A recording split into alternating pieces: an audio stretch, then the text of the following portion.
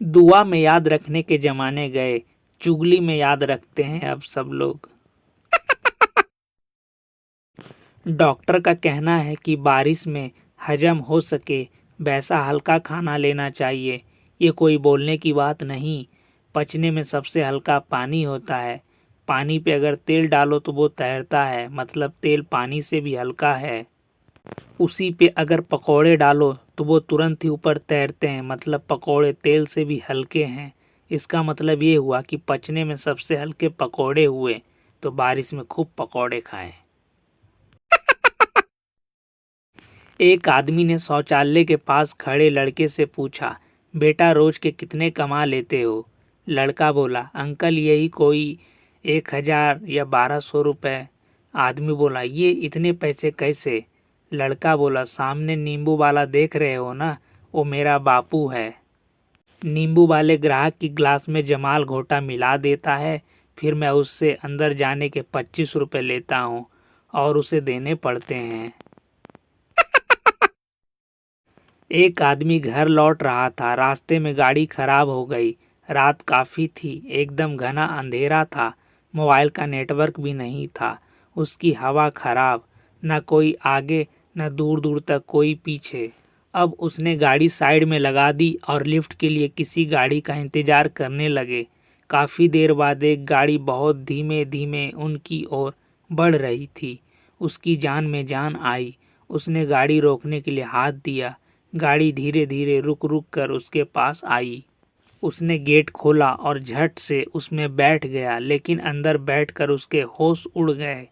गला सूखने लगा, आंखें खुली रह गई, छाती धड़कने लगी। उसने देखा कि ड्राइविंग सीट पर कोई नहीं है। गाड़ी अपने आप चल रही थी। एक तो रात का अंधेरा, ऊपर से ये खौफनाक दृश्य। उसको समझ में नहीं आ रहा था, अब क्या करूं? बाहर जाऊं कि अंदर रहूं? वो कोई फैसला करता कि सामने रास्ते में एक मोड़ आ गया।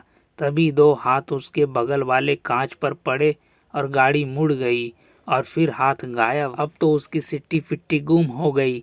मंत्रों का जाप करना शुरू कर दिया। अंदर रहने में ही भलाई समझी। गाड़ी धीरे धीरे रुक रुक कर आगे बढ़ती रही। तभी सामने पेट्रोल पंप नजर आया। गाड़ी वहां जाकर रुक गई। उसने राहत की सांस ली और तुरंत गाड़ी से उतर गया। पानी पिया। इतने में उसने देखा कि एक आदमी गाड़ी की ड्राइविंग सीट पर बैठने के लिए जा रहा है। वो दौड़ते हुए उसके पास पहुंचा और उससे कहा, इस गाड़ी में मत बैठो, मैं इसी गाड़ी में बैठ कर आया हूँ, इसमें भूत है। उस आदमी ने उसके गाल पर एक झन्नाटेदार थप्पड़ जड़ा और कहा, अबे उल्लू के पट्टे, तू बैठा कब रे इसमें? तभी मैं सोचूं गाड़ी एकदम से भारी कैसे हो गई। ये मेरी गाड़ी है, पेट्रोल खत्म हो गया था, 5 किलोमीटर से धक्का मारते हुए लाया हूँ और तू बैठ गया इसमें। आदमी कितना भी अमीर क्यों ना हो, जब तक पानी पूरी वाला ये न कह दे हो गया, तब तक खाते रहता है और अंत में एक सूखी पापड़ी के लिए भिखारी बन जाता है।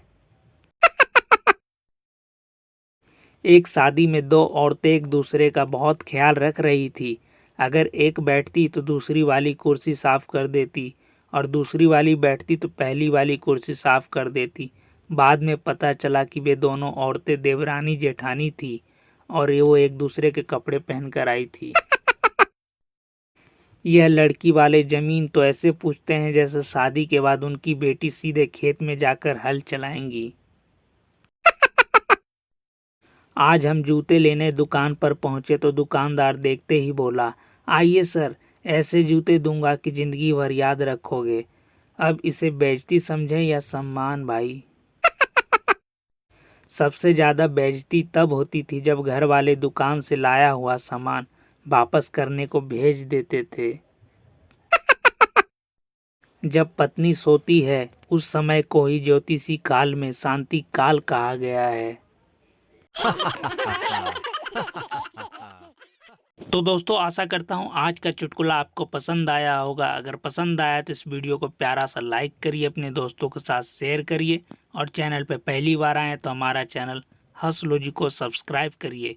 दोस्तों, मिलते हैं कल फिर इसी समय शाम 7 बजे। जब तक के लिए धन्यवाद। बाय बाय दोस्तों।